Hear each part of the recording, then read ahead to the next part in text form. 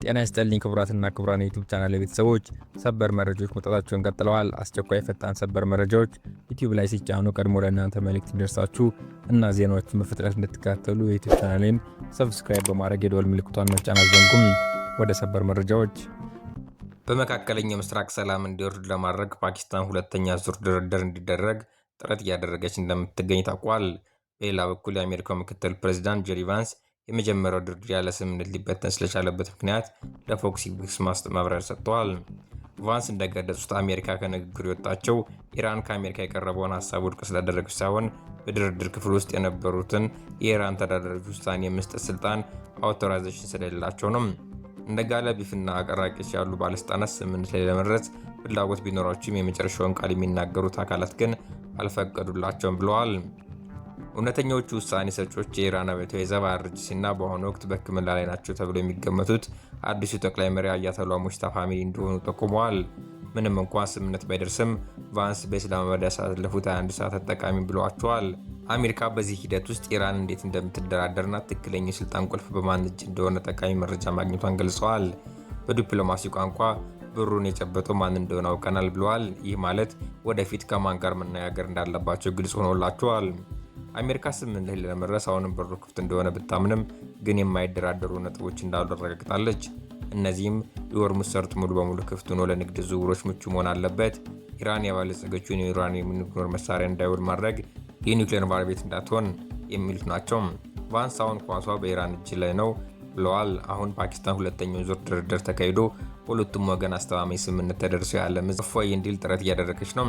በሌላ የመካከለኛው ምስራቅ ዜና የእስራኤልና የሊባኖስ አምባሳደሮች ልዩ የተባለ የሰላም ንግግር በዛሬው ዕለት በአሜሪካ ዋሽንግተን ውስጥ ያደርጋሉ። ዲፕሎማሲያዊ ግንኙነት የሌላቸው የእስራኤልና የሊባኖስ ባለስልጣናት ለቀጥታ ንግግር ፊት ለፊት ሲገናኙ በ10 ዓመታት ውስጥ ይህ የመጀመሪያው ነው።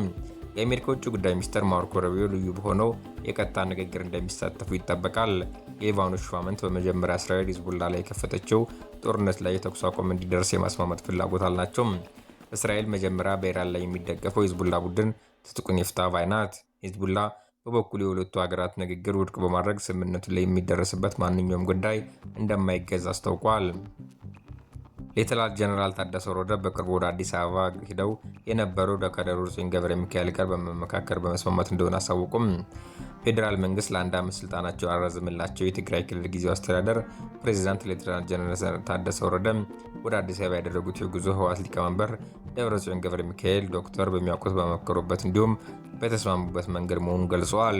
ፕሬዚዳንቱ ዛሬ ከሰዓት በኋላ በሰጡት ጋዜጣዊ መግለጫ እንዳብራሩት በቅርቡ ወደ አዲስ አበባ የተጓዙት በፌዴራል መንግስት በተደረገላቸው ጥሪ መሰረት ሲሆን ጉዞው የፕሪቶሪያ ውል ፈራሚ ከሆነው ህወሓት ሊቀመንበር ዶክተር ደብረጽዮን ሚካኤል ጋር ለመመካከር በመስማማት የተደረገ መሆኑን ይፋ አድርገዋል።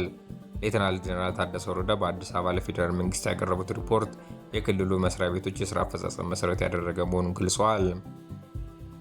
በሪፖርቱና በውይይቱ ከተነሱ ዋና ዋና ጉዳዮች መካከል ተፈናቃዮች ወደ ቀያቸው የመመለስና የትግራይ ክልልን ግዛት እንዲከበር ማድረግ፣ በጦርነት የወደሙ ተቋማትን መልሶ መገንባት፣ በትምህርትና ጤና ዘርፍ ያሉ እንቅስቃሴዎች፣ የበጀት መቋረጥን ተከትሎ የተከሰተው የመድኃኒት እጥረት ይገኙበታል ብለዋል።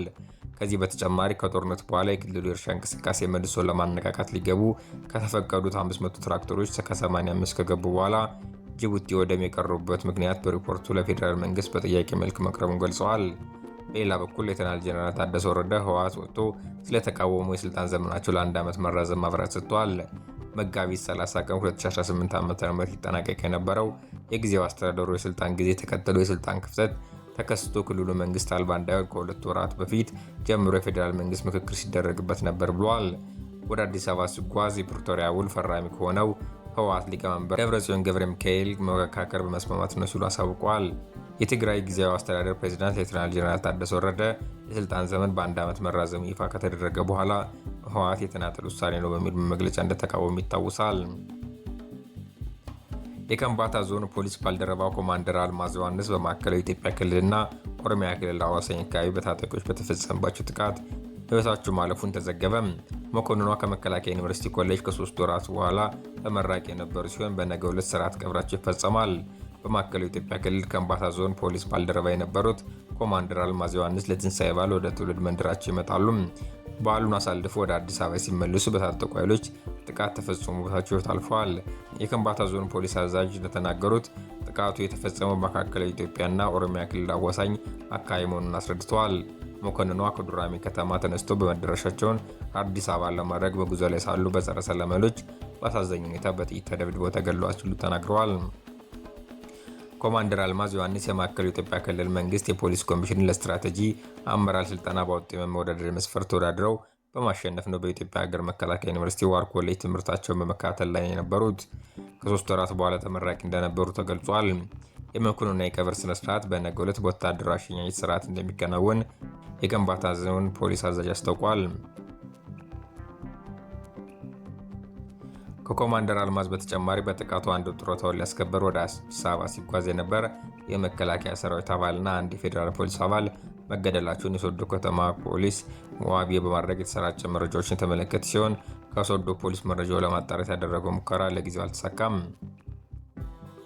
የሆርሙዝ ባህር ሰርጥ መስተዋጎል የዓለም አቀፍ የነዳጅና የማዳበሪያ ዋጋን ለረጅም ጊዜ ሊያናጋው እንደሚችል ተገለጸ።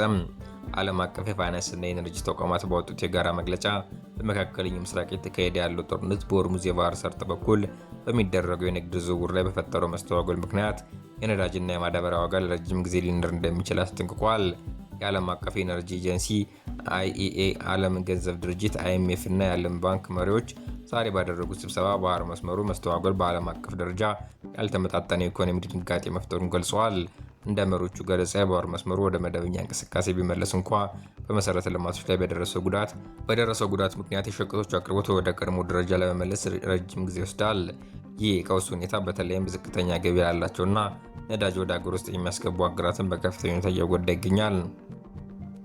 የነዳጅና የጋዝ ዋጋ መጨመር የትራንስፖርትና ኢንዱስትሪ ወጪዎችን ያናረ ሲሆን የማዳበሪያ ዋጋ መናር ደግሞ በዓለም አቀፍ የምግብ ዋስትና ላይ ከፍተኛ ስጋት ደቅነዋል። ተቋማት ይህንን ኢኮኖሚ ጫና ለመቋቋም ለተጎዱ ሀገራት የፖሊሲ ምክርና የፋይናንስ ድጋፍ ለማድረግ በቅንጅት እየሰሩ መሆናቸውን አስታውቀዋል። የትራምፕና የሜሎኒ ፍጥጫ። የአሜሪካው ፕሬዝዳንት ዶናልድ ትራምፕ የጣሊያኑ ጠቅላይ ሚኒስትር ጆርጂያ ሜሎኒ በኢራን ጦርነት ባለመተባበራቸው ትችት መሰንዘራቸው ተገለጸ። ትራምፕ ከቅርብ የአውሮፓ ወዳጆች አንዷ ከሆኑት ሜሎኒ የተሻለ ቁርጠኝነት ይጠብቁ እንደነበር ተናግረዋል። ሮይተርስ የጣሊያኑ ኮሪያ ዴል ሴራ ዕለታዊ ጋዜጣ ጠቅሶ እንደዘገበው ትራምፕ በሰጡት ቃለ መጠይቅ ሜሎኒ ካሰብኳት ፍጹም የተለየች መሆኗ አግኝቻታለሁ ብለዋል። ጆርጂያ ሜሎኒ ወደ ስልጣን ከመጡ ጀምሮ ከትራምፕ ጋር ጠንካራ የቀኝ ዘመን ፖለቲካዊ ቁርኝት የኖራቸው ተብሎ ይታበታመንም አሁን ያለው የመካከለኛ ምስራቅ ቀውስ በሁለቱ መሪዎች መካከል ያለመግባባት ፈጥሯል። ሜሎኒ ኢራን የዘጋችውን የሆርሙዝ ሰርጥ መልሶ ለመክፈት በሚደረገው ወታደራዊ ወይም ዲፕሎማሲያዊ ውጥረት ድጋፍ ባለመስጠታቸው ትራምፕ ተደናግጫለሁ ሲሉ መናገራቸው ፈርስት ፖስት ዘግቧል።